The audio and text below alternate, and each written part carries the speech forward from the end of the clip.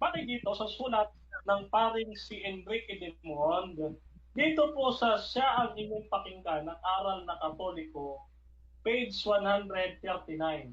Sabi ay ganito, sa ikalawang utos na ipinagbabawal ng Santa Iglesia Katolika sa atin ang kumain ng anuman lamang kati o karne sa mga araw na pinagbabawal niya. Tanong, totoo ba na pinagbabawal sa inyo ng Roman Catholic Church ang pagkain ng karne tuwing Biyernes Santo? Yes or no? Yes. Huwag mong subukan. Masisira ang buhay mo.